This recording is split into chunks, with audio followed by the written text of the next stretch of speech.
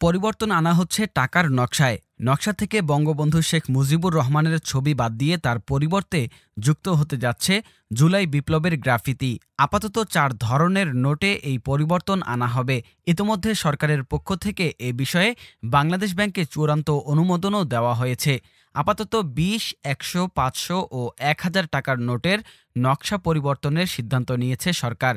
সবকিছু ঠিক থাকলে আগামী ৬ মাসের মধ্যে বাজারে আসতে পারে এসব নোট। জানা গেছে, নতুন নোটে থাকবে না শেখ মুজিবুর রহমানের ছবি, এর পরিবর্তে যুক্ত হবে ধর্মীয় স্থাপনা ও বাঙালি ঐতিহ্যসহ জুলাই বিপ্লবের গ্রাফিতি। নতুন নোট ছাপানোর বিষয়ে মূল সুপারিশ করবে বাংলাদেশ ব্যাংকের মুদ্রা ও নকশা উপদেষ্টা কমিটি। কমিটির সভাপতি কেন্দ্রীয় ব্যাংকের সিনিয়র ডেপুটি গভর্নর। এতে সদস্য হিসেবে রয়েছেন দেশের খ্যাতিমান চিত্রশিল্পীরা।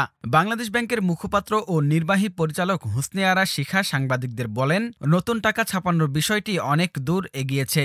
আগামী ৬ মাসের মধ্যে নতুন নোট বাজারে আনা সম্ভব। উল্লেখ্য, ছাত্র জনতার অভ্যুত্থানে গত ৫ আগস্ট আওয়ামী লীগ সরকারের পতন ঘটে।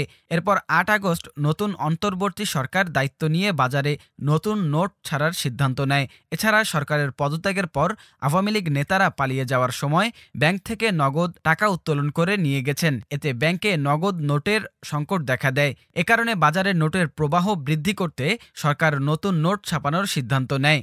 বর্তমানে ১, ২, ৫, ১০, ২০, ৫০, ১০০, ২০০, ৫০০ ও ১,০০০ টাকার ১০টি কাগজের নোট বাজারে রয়েছে।